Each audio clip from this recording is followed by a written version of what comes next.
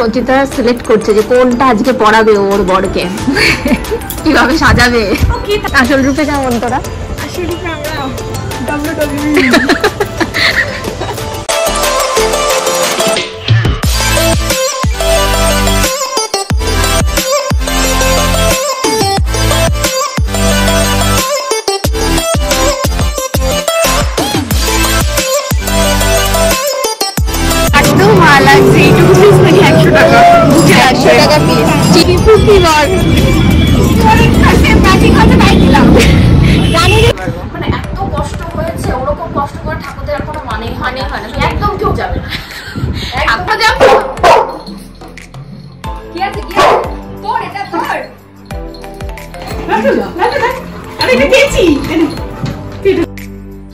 Welcome back to our new blog. তো আজকে তো ষষ্ঠী, তো আমরা রেডি হয়ে নিয়েছি, এখন আমরা বেরোচ্ছি।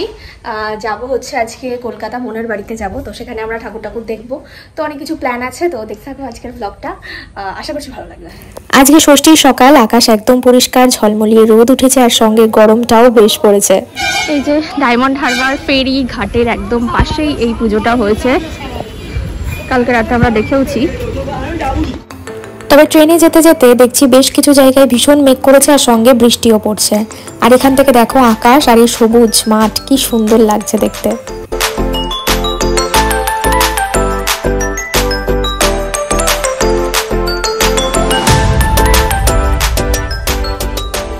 তো প্রায় 3:30 নাগাদ তো আমরা এখানে এসে পৌঁছেছিলাম, এখন 6টার বেশি বেজে গেছে।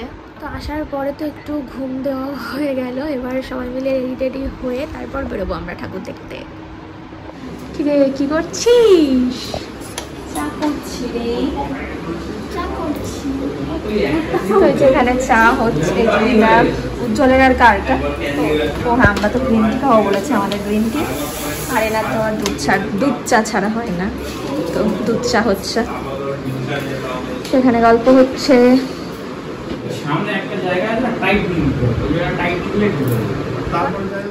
এই শুভঙ্কর কোন জামা পরবে সেটাই সিলেক্ট করছি। যে পড়বে তার কোনো মানে ইয়ে নেই, তার ইচ্ছা অনিচ্ছা নেই। আমার বলছে ও নিজেই হচ্ছে বলে যে বের করে রাখতে, না বের করে রাখলেই ও আরো। তোকে দায়িত্ব দিব, বউ হওয়ার পর বউকে দায়িত্ব দিয়ে দিয়েছে, আমি কোনটা পড়বো বলো, বলে দাও। আর উজ্জ্বল তো আমার উপর রেগে যায়, বলে যে আমার কোনো নিজের ইচ্ছাও নেই, আমি কোনটা পড়বো না পড়বো না, এর তো বলে বের করে দিতে, কারণ ওর নিজের কোনো সাজগোজের ইয়ে নেই। তো সেই জন্য সঞ্চিতা সিলেক্ট করছে যে কোনটা আজকে পড়াবে ওর বরকে, কিভাবে সাজাবে। ওকে, তাহলে চলো আমি কি দেখা যাক কোনটা পড়বো। আর সঞ্চিতা পড়বে এই যে এইটা, কোনটা পড়াই ম্যাচিং করে পড়ার পর দুজন। কত ম্যাচিং নেই যে কোনটা পড়ানো। এরকম করে উজ্জ্বলের একটা শার্ট ছিল, বলতে পারতিস আমি নিয়ে আসতাম, ম্যাচিং করে পড়তিস। আছে, আচ্ছা ঠিক আছে। এই যে দিদি এখানে রেডি হচ্ছে, এরপর আমরা সবাই এক এক করে রেডি হব, আর রেডি হয়ে ঠাকুর দেখতে বেরোবো। এটাই তো আমাদের প্রতিদিনের কাজ হয়েছে এখন।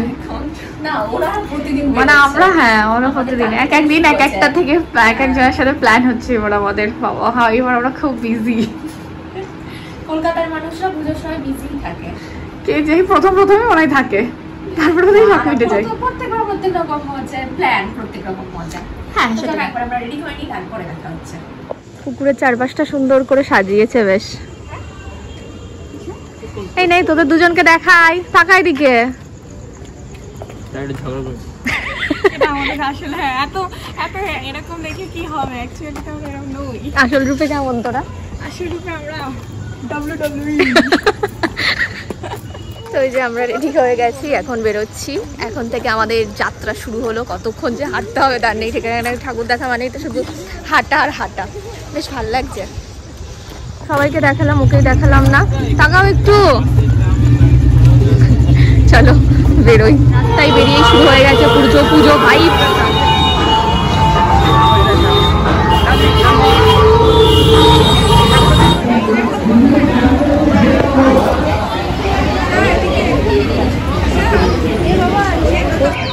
আপনারা কেউ গাড়ি পার্কিং করবেন না, এগিয়ে যাও গাড়ি নিয়ে।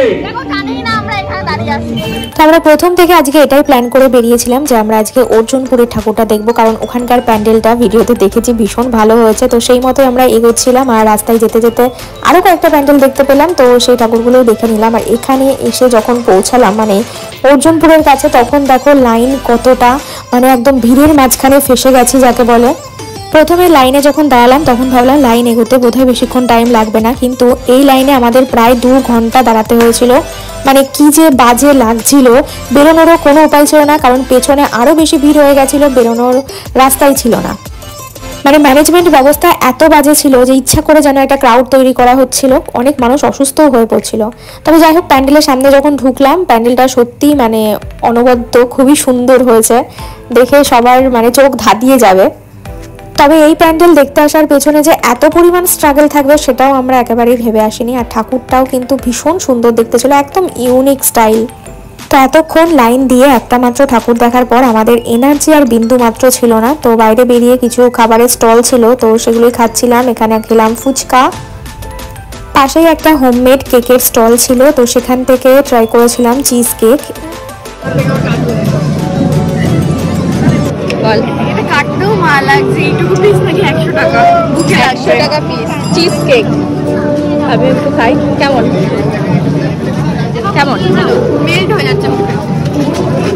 এমনিতেই এতক্ষণ লাইনে দাঁড়িয়ে থাকতে হয়েছে, তারপর আবার হাঁটা ছাড়া এখানে তো আর কোনোই উপায় নেই, যেখানেই যাও না কেন সেই হেঁটে হেঁটেই যেতে হবে। এটা আরও যেন বিরক্তিকর লাগছিল। বেশ এখানে বসে একটু তাও ভালো লাগছে, এখানে একটু বসার জায়গা পেয়েছি আমরা। দেখাই শুভঙ্করের অবস্থা দেখো, ব্যাগ কাঁধে নিয়ে টকি ফুকি বর ম্যাচিং হচ্ছে তাই দিলাম। জানি যে শুভঙ্করকে ব্যাগটা নিতে হবে, সেই জন্য ম্যাচিং করে নিয়ে এসেছে বাড়ি থেকে। রাতও প্রায় অনেকটাই হয়ে গেছিল, তো আমরা আর কোথাও না গিয়ে সেই জন্য সোজা চলে গেলাম ডায়মন্ড প্লাজায় খাওয়া দাওয়া করতে। তো আমরা এসেছিলাম ডায়মন্ড প্লাজার রেড কিচেনে, আর সেদিন ছিল ইন্ডিয়া ভার্সেস পাকিস্তানের ম্যাচ, আর এখানে টিভি স্ক্রিনে সেটাই চালানো ছিল। আর ইন্ডিয়ার সাথে পাকিস্তানের ম্যাচ হলে প্রত্যেকের এক্সাইটমেন্ট একটা আলাদা লেভেলের থাকে, সেটা আর বলার অপেক্ষা রাখে না। আর প্রতিবারের মতো এবারও আমরাই মানে ইন্ডিয়াই জিতলো, আর তার আনন্দটা আর ধরে রাখার মতো নয়, সবাই একেবারে পাগল হয়ে গেছে।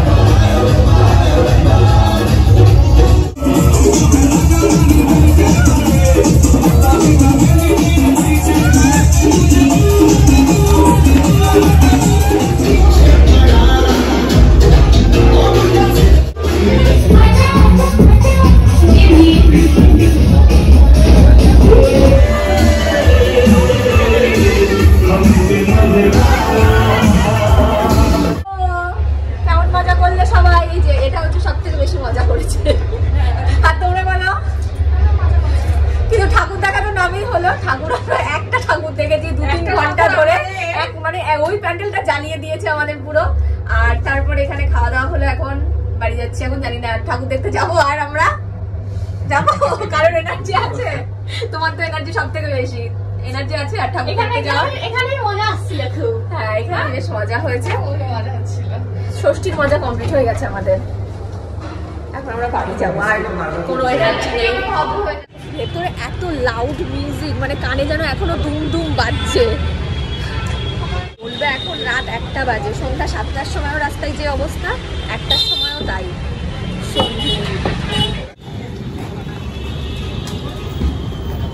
চলো, এরকম লাইটই থাকে। এই রাস্তাটাতে এসেছিলাম না আগে একবার, তো সেই সময় আজকে তো আমাদের আর কোনো ঠাকুর দেখা হলো না, সেই একটা ঠাকুর দেখলাম অর্জুনপুর, আর ওইটা বাপরে বাপ মানে এত জ্বালিয়েছে ওটা আমাদের, মানে এতক্ষণ ধরে প্রায় 2-2.5 ঘন্টা ধরে আমরা ওটা দেখেছি, যার কারণে মানে পুরো এনার্জি শেষ, আর কোনো ঠাকুর দেখার এনার্জি পাইনি। সঞ্চিতা তুই কিছু বলতে চাস অর্জুনপুর নিয়ে? চাস? তো অর্জুনপুরেরটা দেখতে গিয়ে আমার জীবনটা শেষ হয়ে গেছে, মানে এত রাত ধরবে পুরো ঠাকুর দেখার এনার্জিটাই ওখানে শেষ করে দিয়েছে। 2 ঘন্টা ধরে লাইন দিয়ে পায়ে যন্ত্রণায় মানে এমন জায়গায় ফেসেছি, না বেরোতে পারবো না ঢুকতে পারবো, মানে এত কষ্ট হয়েছে। ওরকম কষ্ট করে ঠাকুর দেখার কোনো মানেই হয় না, একদম কেউ যাবে না। ঠাকুর দেখা মানে একদম কোনো সিস্টেম নেই, কিচ্ছু নেই, এত বেশি সিস্টেম নেই না, সিস্টেমটা একটু বেশি সিস্টেম একটু করে, মানে এত মানুষ কষ্টে ইচ্ছা করে ওরা ভিড় জমিয়ে রেখেছে। আমার যেটা সত্যিকারের মনে হয়েছে ওরা হচ্ছে একটু করে মানুষ যাচ্ছে আর বাস দিয়ে ইয়ে করে দিচ্ছে, এই করে আরো এত ভিড় জমিয়েছে, ইচ্ছা করে যা মনে হচ্ছে মানুষ জমাচ্ছে, যে মানে অসুস্থ হয়ে পড়েছে, জল দিতে হচ্ছে, এইসব করতে হচ্ছে, মানে অতিরিক্ত বেশি বাড়াবাড়ি করে ফেলেছে, অতটাও কোনো প্রয়োজন নেই, একদম বাজে। সেই জন্য জানা করেছে না ভালো, সত্যি বলতে ভালো, কিন্তু জানা করেছে তার থেকে মানুষকে কষ্ট দিচ্ছে বেশি। তো যাই হোক, কি করবো, এই অর্জুনপুরের জন্য আর আমাদের কোনো ঠাকুর দেখা হলো না, মানে পুরো এনার্জি শেষ করে দিয়েছে। কালকে আমরা যাবো বাড়িতে। Good night. আমরা সবাই মিলে বেরিয়ে পড়েছি, বাড়ি যাচ্ছি এখন আমরা, রোজ সকাল সকাল।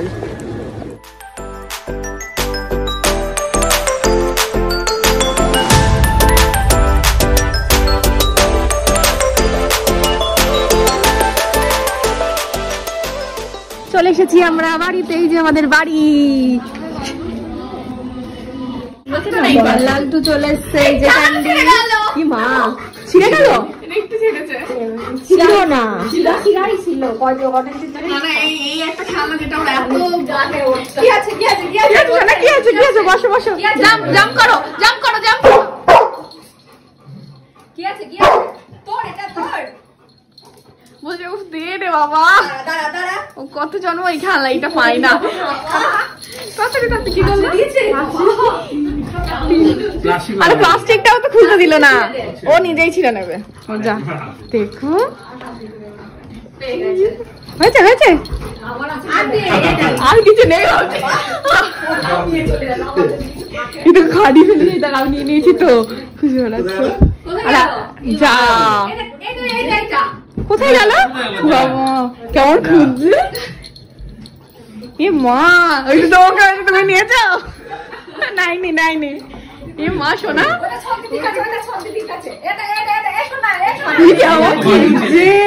দেখতেও পাই না। এই দেখ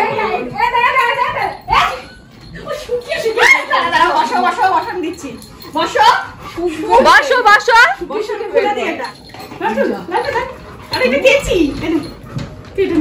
লালটুকে স্টিক দে, ওর মন খারাপ হলো না। হ্যাঁ, ওকে খেলনা দিয়ে ওকে প্লাস্টিক দিচ্ছিস, দাঁড়াও লালটু তোমাকে স্টিক দেবো। হ্যাঁ, স্টিক দিলেও তো ওটা খেয়ে নেয় আর ও কেড়ে নিয়ে নেয়, কত টুকুর করে খায়, কেড়ে নিয়ে নেয়। বাবা বলো কেমন আছো? খুব ভালো, মেয়েরা এসে আরো বেশি ভালো হয়ে গেলাম। কি করছো? এই যে ভোগের প্রসাদ মাখাচ্ছি। ঠাকুরের ভোগের, মানে দুর্গা ঠাকুরের ভোগের প্রসাদ, তাই তো? এখন আমরা প্রসাদ খাবো ভোগের।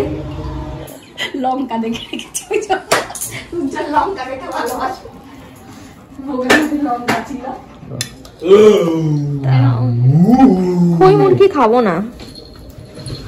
হ্যাঁ, কালকে খুব কষ্ট করে আমরা ঠাকুর দেখেছি, সেসব গল্পই করছি মার সাথে এখন। আর মা এই যে এখন আমাদের জন্য খাবার দাবার বাড়ছে, আজ নিরামিষ, তাই না মা?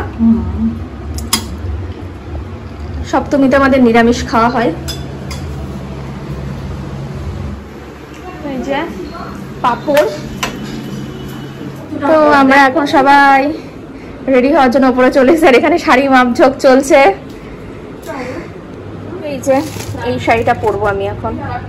তো আমরা রেডি হয়নি, তারপরে দেখাচ্ছি আমরা কেমন সাজলাম। আজকে আমরা এই লোকালি এদিক ওদিক ঘুরবো। আজকে ট্রেনে এসে রোদের মধ্যে মানে কালো কালো হয়ে গেছে। সেই পুজোর আগে যে টাকা খরচা করে ডিটান করালাম তার কোনো দামই থাকলো না, আবার নতুন করে ট্যান পড়ে গেল।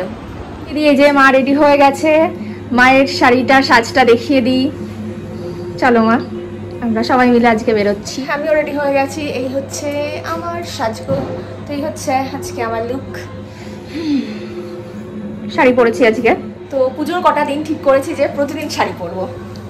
সারা বছর যেহেতু শাড়ি পরাই হয় না, তো সেজন্য পুজোর কদিন ভালোভাবে শাড়ি পরে নেবো। কি চলো এখন আমরা সবার প্রথমে যাবো পাড়ার ঠাকুর দেখতে। এখনো পর্যন্ত বাড়ি আসার পর থেকে পাড়ার ঠাকুরটাই দেখা হয়নি, তো একবারে যাচ্ছি এখন পাড়ার ঠাকুর দেখতে। এখন সন্ধ্যা আরতিটাও এখন হচ্ছে। সেখানে আমাদের পাড়ার একটা কুকুর বাচ্চা দিয়েছে। কটা হয়েছে মা? 8টা বাচ্চা হয়েছে। এখনো চৌকি ফুটে নেবো নাই। বড় সাদা এইটা বেশি সাদা বড় হয়েছে। তো এই হলো আমাদের পাড়ার দুর্গা ঠাকুর। যত ঠাকুরই দেখি না কেন নিজের পাড়ার ঠাকুর না দেখলে যেন সত্যিই মন ভরে না। তো যাই হোক, তারপর পাড়ার মণ্ডপে বসে সবাই মিলে কিছুক্ষণ গল্প আড্ডা দেওয়ার পর আমরা বেরোলাম আশেপাশে কিছু ঠাকুর দেখতে। তো আমার বান্ধবী অনিন্দিতাকেও সাথে ডেকে নিয়েছিলাম।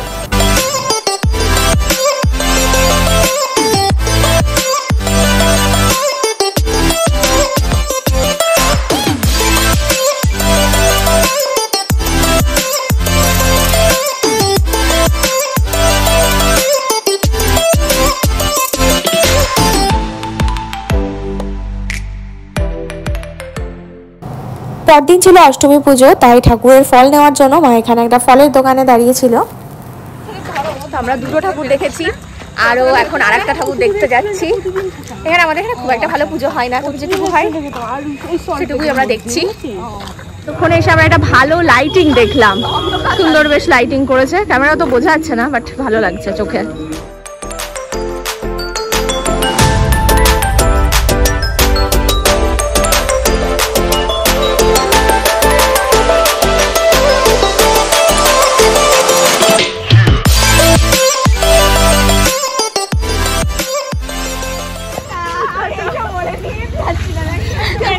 হ্যাঁ, ওকে ওরা দুজন আগাতে যাচ্ছে, আমরা যাচ্ছি না।